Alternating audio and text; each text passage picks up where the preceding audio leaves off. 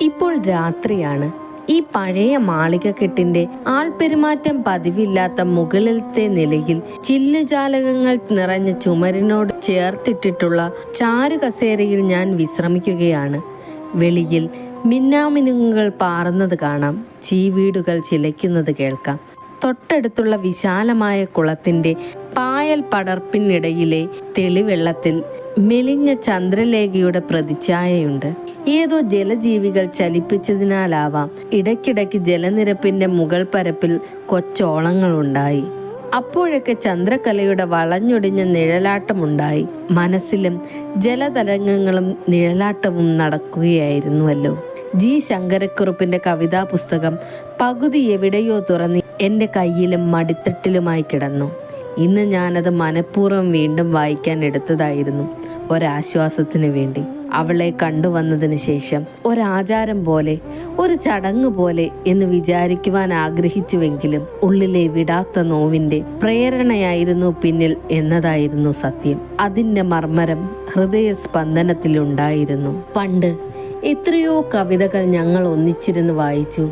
ഇംഗ്ലീഷും മലയാളവും. ഷെല്ലി, ക്രീഡ്സ്, ഡൈലസ്, തോമസ്, ചങ്ങമ്പുഴ, വൈലോപ്പിള്ളി, ജി ശങ്കരക്കുറുപ്പ്, പി ഭാസ്കരൻ.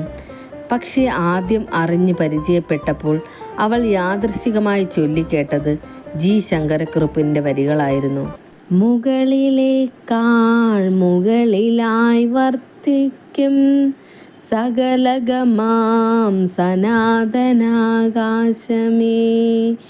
പരമമേയമാം ശുദ്ധമായി മിന്നിടും പരമലാവണ്യ തത്വമേ വന്ദനം.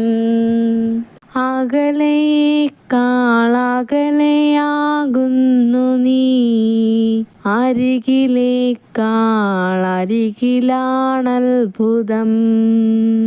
അകലെയേക്കാളകലെയാകുന്നു നീ, അരികിലേക്കാളരികിലാണത്ഭുതം. പിന്നെയും കുറുപ്പ് മാഷ്ടെ ഏതൊക്കെയോ കവിതകൾ ഒന്നിച്ചിരുന്ന് വായിച്ചു. ഇന്നും വീണ്ടും ഞാൻ എടുത്ത് മുന്നിൽ വെച്ചെങ്കിലും മുഴുവനും വായിക്കാനാകുന്നില്ല. പതിവില്ലാതെ അവളെ പറ്റിയുള്ള ഓർമ്മകൾ എന്നെ അസ്വസ്ഥതപ്പെടുത്തുന്നു, നൊമ്പരപ്പെടുത്തുന്നു. അകലെയേക്കാളകലെയാകുന്നു നീ, അരികിലേക്കാളരികിലാണത്ഭുതം.